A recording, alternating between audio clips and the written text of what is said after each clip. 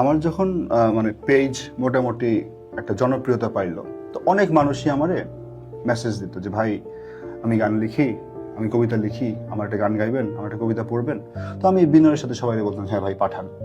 তো পাঠাই, তো দেখতাম যে লেখার মান অতটা ভালো না। তো আমি আবার বিনয়ের সাথে বলতাম যে ভাই এটা কোনো প্রবলেম বলে যে ভাই এখন পারবো না, সরি। তো আমার হাদি একদিন এরকম মেসেজ দিল, আমার মেসেজ দেখে আমার মেসেজ লিখে যে ভাই আমি আপনার খুব পছন্দ করি, আমি টুকটাক কবিতা লিখি, আপনি কি আমার একটা কবিতা পড়বেন নাকি? আমি হাদিরও সেম ভাবে বললাম ঠিক আছে ভাই লেখা পাঠান। আমি লেখা পড়া আমার দুই হাত পা পুরো অবশ হয়ে গেল। আমি মোটামুটি বাংলায় খারাপ না, পড়াশোনাতেও মানে একাডেমিকলিও বাংলায় খারাপ না।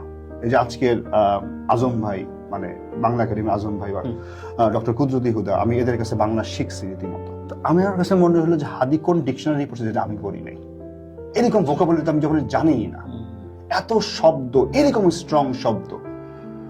তো আমি হাদিরে ফোন দিলাম ওই কবিতা পড়ে, আমি ফোন দিলাম যে ভাই আমি পড়বো।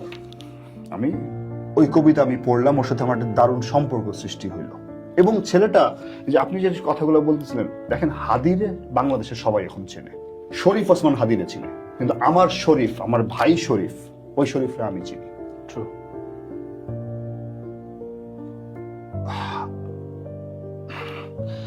আমি ওরে, ও আমার বয়স অনেক ছোট, তো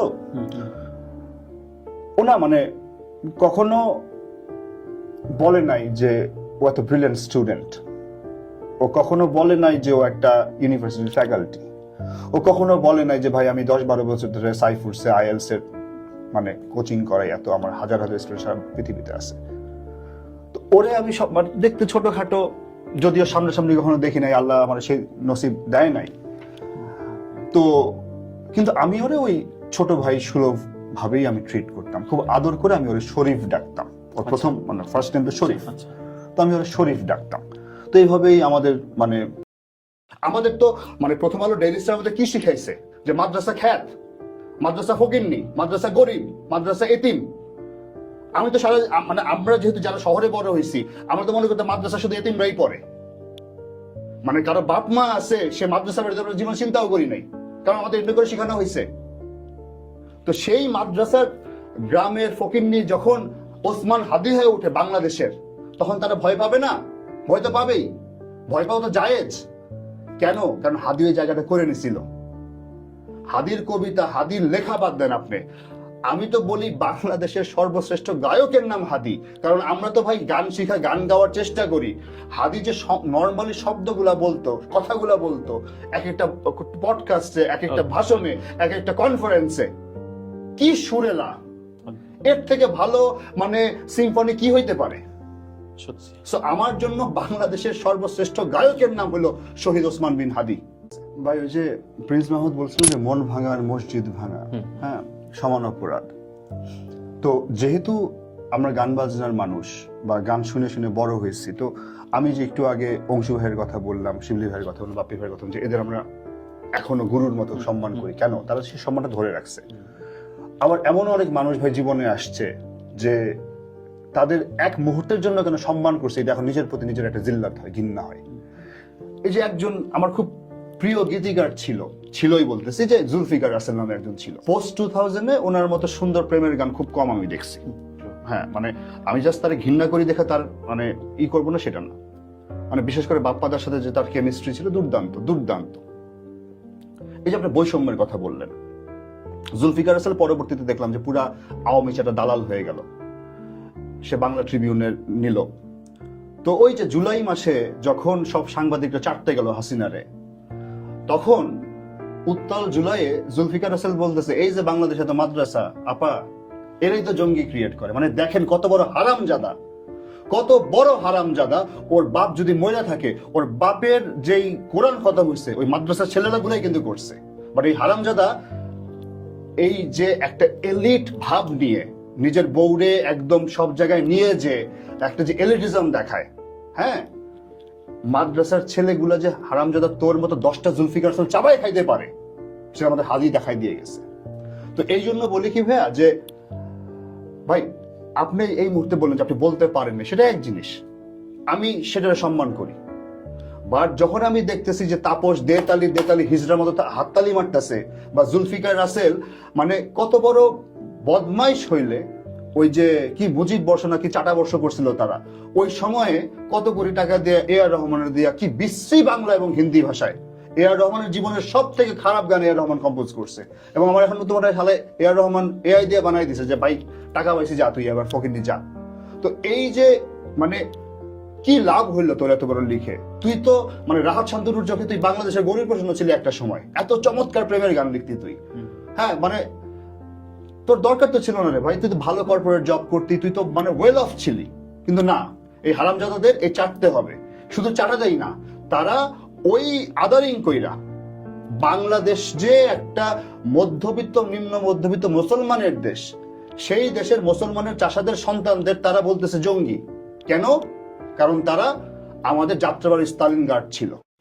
হাদি আমারে একদিন ফোন দিল, ভাই দিনকে দিন টাফ হয়ে যাচ্ছে বাংলাদেশে, আমরা মুসলমানরা, আমাদের মতো মুসলমানরা এখন সব থেকে বড় সংখ্যালঘু। তো আমি তখন বললাম যে তুমি বিদেশ চলে যাও, পড়াশোনা তো টুকটাক আছে, তুমি বিদেশ চলে যাও। ও আর কি বলছে যে হ্যাঁ পলিটিক্যাল, কিন্তু ওর এরকম যে ও এরকম একাডেমিক, ওইটা জীবনে মুখ ফুটা কখনো আমার বলে নাই। তো আমার বললো যে ভাই জীবন অনেকবার সুযোগ আসছে, আমার অনেক, তখন বললো যে আমার অনেক স্টুডেন্ট এখন মানে বিভিন্ন ইউনিভার্সিটির বা বাইরেরই, কিন্তু আমার আসলে ভাই বাংলাদেশ ছাড়া আমি যাইতে পারবো না। তারপর জুলাইতে যখন 24 জুলাই শুরু হইলো, তো আমি ওই যে একটা গান করছিলাম, ওই গানটা মোটামুটি মানে 20 তারিখের দিকে, 20 জুলাইয়ের দিকে আমি একটা গান করছিলাম যে সব মনে রাখা হবে এক নামে একটা গান, মানে অনেকটা পুঁথি স্টাইলে একটা গান ছিল যে ওরে চেয়েছিলাম আমরা শুধু বাঁচার অধিকার, অধিকার চাইতে গিয়ে হলাম রাজাকার, ওরে স্বৈরাচারী, ওরে স্বৈরাচারী। তো এভাবে হ্যাঁ পুঁথি স্টাইলে, ওরে স্বৈরাচারী রাক্ষসিনী তুই বাংলার কসাই, তোর কারণে জান হারালো মোদের কত ভাই, আমরা রাখবো মনে, আমরা রাখবো মনে, লাল কালিতে লিখবো ইতিহাস, বাংলাদেশের মাটি থেকে করবো তোর বিনাশ, ও তোর খবর আছে। হাসিনার জন্য এই গানটা আমি লিখলাম। তো ওই গানটা রিলিজ হইলো অনেক জায়গায়, তখন ভাইরাল হইলো। দেখি সকালবেলা ঘুম থেকে উঠা, মানে ওইটা 20 জুলাই এর আগে যে হাদি আমার ফোন দিছে যে ভাই আপনি ফাইনালি ব্যাক করছেন, আপনার সাথে আমার কথা আছে। তো ও আমারে একদম বিস্তারিত জুলাইতে কি হইতেছে না হইতেছে, হ্যাঁ 20 জুলাই এরকম, তো কি হইতেছে না হইতেছে, ও রামপুরাতে কিভাবে মানে প্রত্যেক দিন আন্দোলন করতেছে, ওর সামনে স্নাইপার শট খায় ক্লাস 8-এর একটা বাচ্চা মরে গেছে, মগজ রাস্তায় পড়ে আছে, ও জানাজা পড়ছে রাস্তার মধ্যে, এগুলা বলতেছে। তো তখন আমি হাদিরে বললাম যে তুমি আমার জন্য একটা র্যাপ গান লিখো।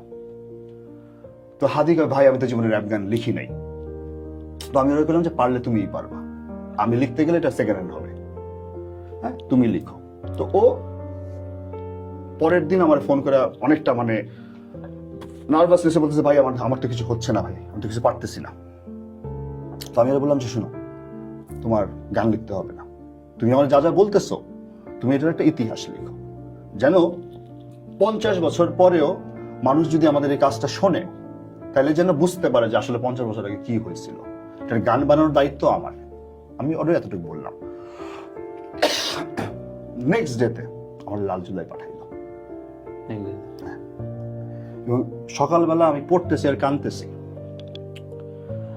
আমার বউ পাশের মানে ডাইনিং রুমের নাস্তা খাইতেছে, ব্রেকফাস্ট করতেছে, আমি ওর যা বললাম দেখো এই গানটা একটু শুনো, একবার শুনাইলাম। তো আমি ওরা বললাম যে আমার এই বয়সে এই গান গাওয়া কি ঠিক হবে, এত গালাগালি এত কিছু, তো সোসাইটিতে একটা মানে সম্মান আছে, এই আছে, এই গান গাইলে তো মানুষ ঠিকই করবে, আমাদের এলিটরা সুশীলরা। আমার বউ বললো না এই গান তোমার গাইতে হবে, এই গান গাও, তুমি গাওয়া উচিত, হ্যাঁ এই গান গাওয়া উচিত। তো আমি হাদিরে ফোন দিলাম যে আমি ওরা কইছিলাম যে তুমি তো রাবণ মিয়া, তুমি তো রাবণ, এই গান মানে কি লিখছো তুমি, এটা আমি প্রচন্ড প্রেস করতেছি। আর ও খালি একটা শুক্রিয়া ভাই শুক্রিয়া ভাই। তারপর আমার বলতেছে ভাইয়া আমি না আরো 2টা লাইন লিখছি, কিন্তু আপনার দেওয়ার সাহস হইতেছে না। আমি বললাম কি লাইন লিখছে 2টা? আমারে বলতেছে ভাই আমি লিখছি মরার আগে আমার আর কি দেখাইবা খোদা, কইতে পারো এই ডাইনিটা কোন মুখে করছো কি, এখন পাঠাও আমার, এটা গানের পিনাকেল হবে, এটা একদম গানের হাইয়েস্ট পিকে যাবে এই গান, এই লাইনটা, এটা একদম গানের হাইয়েস্ট পিকে যাবে এই গান, এই লাইনটা। তো পরবর্তীতে তো যখন হাসিনা পালাই গেল ওই গানটা একটু ইরেলেভেন্ট হয়ে গেল, কারণ 5 তারিখে আমি গানটা রেকর্ড করে আমি কথা বলা শুরু করছি, কন্টেন্ট বানানো শুরু করছি। সেই তাপসের চ্যানেলে আমার প্রচুর গান বাজছে, বাংলাদেশের প্রত্যেকটা চ্যানেলে, প্রত্যেকটা টিভি চ্যানেলে আমার ইন্টারভিউ গেছে, তখন মিউজিক ভিডিও গেছে। সো আমি জাস্ট চুপ থাকতাম, যদি আমার রাজনীতিও না, আমি জাস্ট চুপ থাকতাম, নিজের মতো কাজ করতাম, আমি অনেক কিছু করতে পারতাম। কিন্তু আমার কাছে মনে হয়েছে যে আল্লাহ যেহেতু আমার অতটুক গুণ আমার দিছে, আমার দেশের মানুষের প্রতি কথা বলা উচিত। তো তারপর যখন গানের একটা মানে হলো যে আমি তো কখনো ওইভাবে, আমার তো গান করে সব হইলো এই আওয়ামীপন্থী মানুষরা, আমার গান করবে কে? তো আমার পরবর্তীতে একটা ব্যান্ড আমি সিডনিতে ক্রিয়েট করি, সেইখানে একজন ছিল আসিফ ভাই, গিটারিস্ট এবং ব্যান্ডের লিডার ছিল উনি। তো আমি আসিফ ভাই অ্যাপ্রোচ করলাম যে ভাই আমি গান গাবো, আপনি তোমার সাথে বাজাবেন? তো উনি বললেন হ্যাঁ বাজাবো। আমার খুব ভালো বন্ধু। তো আমি আসিফ ভাইয়ের কাছে আজকে বলবো যে আজকে আমার যতটুকু মানুষ চেনে এই আসিফ ভাইয়ের কৃত মানে যে আমি চূড়ান্ত রকমের কৃতজ্ঞ যে মানুষটা আমার সেই সাপোর্টটা তখন দিয়েছিল যখন কেউ আমার সাথে ছিল না। তো ওনার সাথে আমি বেশ কটা কাজ করলাম। পরবর্তীতে ওনার নিজের সাথে স্টুডিও সেট আপ ছিল, তো উনি বললেন রাহাত তোমার গানগুলো ভালো হচ্ছে, কারণ অ্যাকোস্টিক না করে আমার আসলে একটু, তিনিও তখন মানে কম্পোজিশনটা শিখতেছে বলে আমার একটু হাত পাকা হইলো, একটা চলো। তো আমি একটা গান করলাম ধর্ষিত বাংলাদেশ, মানে পুরা গানটা র্যাপ করলাম।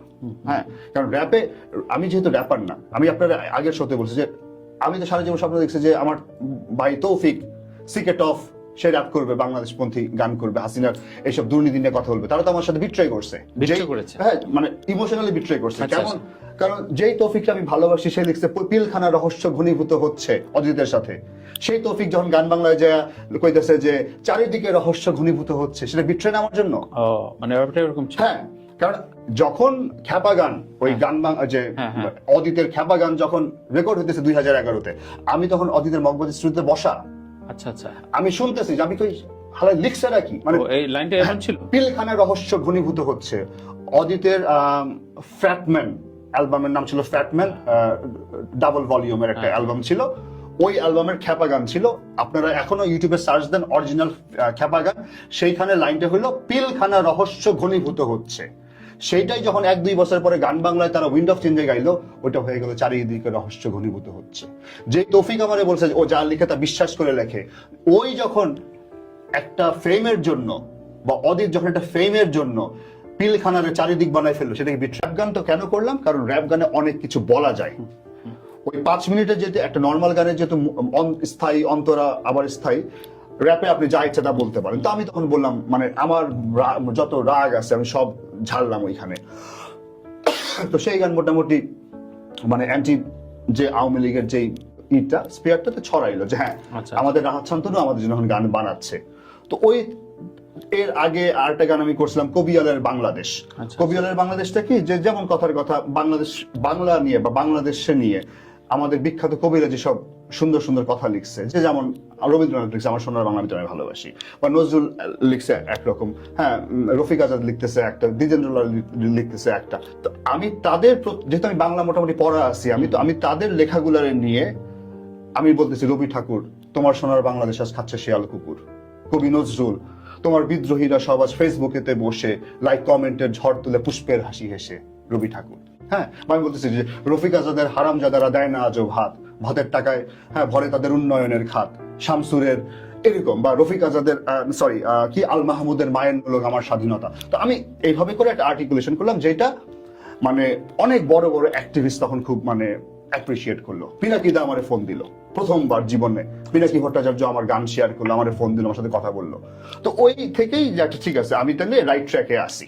এবং মানুষের তখন ভাই জীবনে টাকা পয়সা সবকিছু না, আমি কখনো টাকা পয়সার পিছনে ছুটি নাই। আল্লাহ আমার যতটুকু দিচ্ছেন দিন আনি দিন খাই ঠিক আছে, বাট আমার সবসময় মানুষের দোয়া, মানুষের ভালোবাসা, মানুষের সম্মান যে ব্যাপারটা, ওইটা আমি খুব ক্রেভ করি। তো ওইটা আমি আল্লাহ আমার তখন 2 হাত ভরে দিল।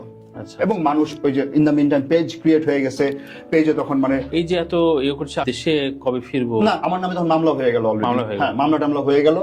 আমি তখন মানে ধরে নিলাম যে আমি আর জীবনে হয়তো কখনো বাংলাদেশে যেতে পারবো না।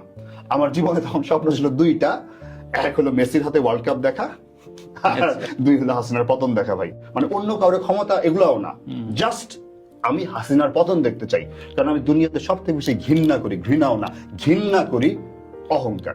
মানে র্যাপ